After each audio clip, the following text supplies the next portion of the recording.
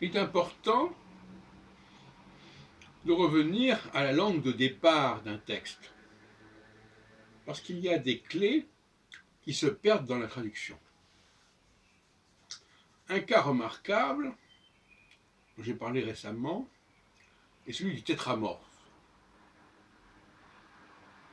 Le taureau, l'aigle, le lion et l'homme.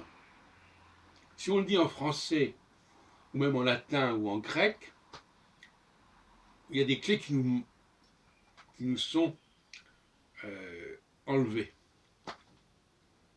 En effet, certains jeux de mots, si on peut appeler ça des jeux de mots, en tout cas certaines formulations, ne font sens qu'en hébreu.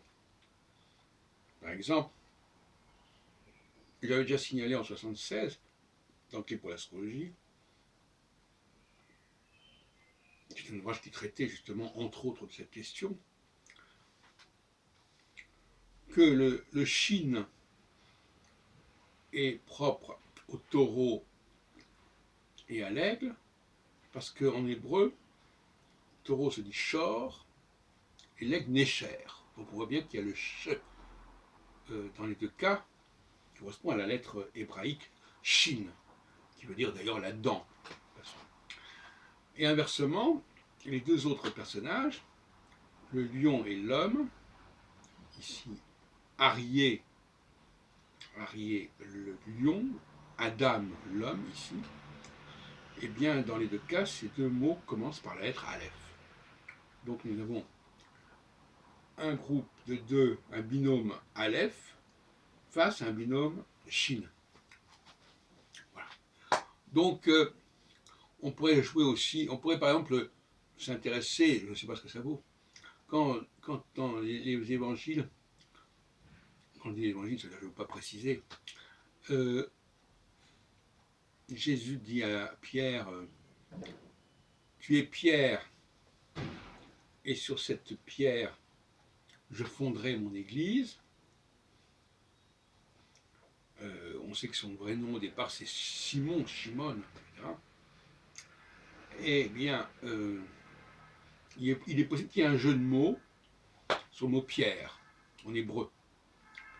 Le mot pierre en hébreu c'est even. Et construire, c'est le verbe livnot, bonnet. Et donc, quelque part, peut-être qu'on a voulu dire, voilà, on a voulu jouer sur le fait que even et bonnet se ressemblaient. Et qu'on pouvait donc se dire, sur cette pierre, je vais construire. Voilà un autre exemple. Il y en a certainement d'autres. Et quand on n'a pas accès à la langue d'origine, il y a des choses comme ça qui peuvent nous échapper, qui ont un intérêt plus ou moins grand d'ailleurs. Mais d'une manière générale, c'est vrai qu'il est difficile de traduire un texte, parce que ce texte, par un processus de jeu de mots, par un processus de synonymie ou d'homonymie, va renvoyer à un certain nombre d'éléments, de notions, qui ne seront pas actives dans une autre langue, dans la langue dans laquelle on va traduire.